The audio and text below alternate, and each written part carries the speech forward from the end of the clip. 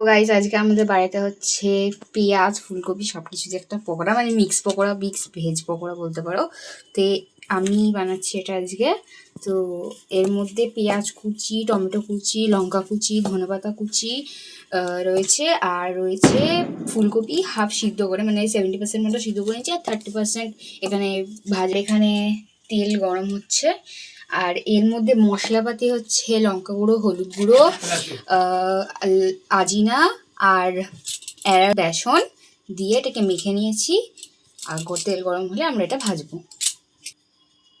আর এর মধ্যে নুনও দেওয়া আছে, নুন না দিলে তো স্বাদ হবে না, নুনও দেওয়া হয়েছে। আর এদিকে হচ্ছে মাছের তরকারি, কাটাপোনা মাছ। তো এখানে দাগা আছে 4 পিস, আর একটা লেজা আছে। আর এদিকে সবজি আছে আলু, টমেটো, আর এখানে আছে আদা। এটাকে পেস্ট করব, জিরে আদা বাটা দিয়ে তরকারিটা করব। আর আমাদের এখানে পকোড়া দেওয়া হচ্ছে, এই নিয়ে 3টে দেওয়া হচ্ছে।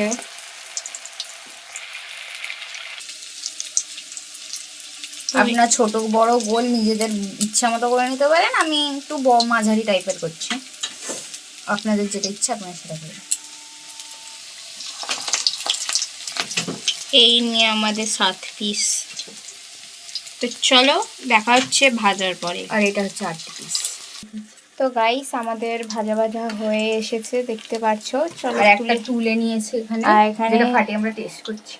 হ্যাঁ, হেভি হচ্ছে খেতে, ভালো হয়েছে তার মানে। খুব ভালো। Thank you. তো গাইস আমাদের এটা পকোড়াটা তৈরি হয়ে গেছে। এটা নানান রকমের শেপের হয়েছে। তো এবার চলো মাছের তরকারিটা দেখাই। তো গাইস এর মধ্যে কড়াটা গরম হতে এর মধ্যে তেল দিয়ে দিয়েছি, তারপরে জিরে তেজপাতা দিয়ে আলুটা দিয়ে দিয়েছি।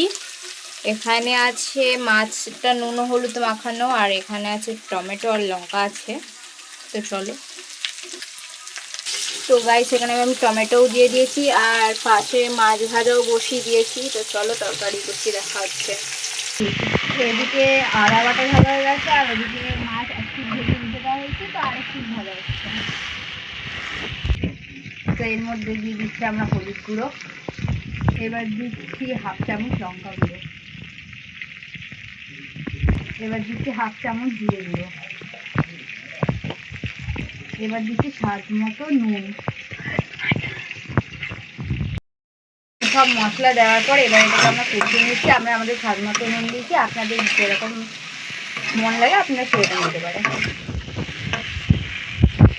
তরকারি কষানো হচ্ছে, আর ওদিকে মাছ ভাজা এখনো চলছে। এক পিস ভাজা হয়েছে, আর এক পিস ভাজা হচ্ছে। ভালো করে মাছটা ভেজে যাবে, নতুন মাছটা কাঁচা থেকে যাবে।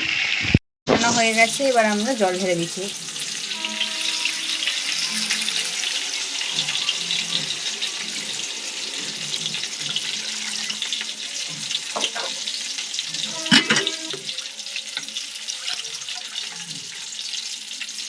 তো আমরা ঝোলটাকে নেড়ে নিয়েছি, আর আমাদের এখান থেকে ট্রেন যায় বলে তোমাদের একটুখানি আওয়াজের সমস্যা হতে পারে, ট্রেনের আওয়াজ যদি আসতে পারে। তো এখানে ঝোলটা এবার ফুটবে, নেড়ে দিয়ে দিয়েছি। আর মাছের ঝোল ফুটে রেডি হয়ে গেছে। দেখো মাছের ঝোল রেডি হয়ে গেছে। আর এখানে আমার জন্য মাছ তুলে রাখা হয়েছে, ভাজা মাছ। আমি ভাজা মাছ খেতে ভালোবাসি। তো চ্যানেলটা সাবস্ক্রাইব করে দেবে, আর কমেন্ট করতে ভুলবে না নেক্সট ভিডিও কি দেখতে চাও। তো এখানের জন্য বাই বাই।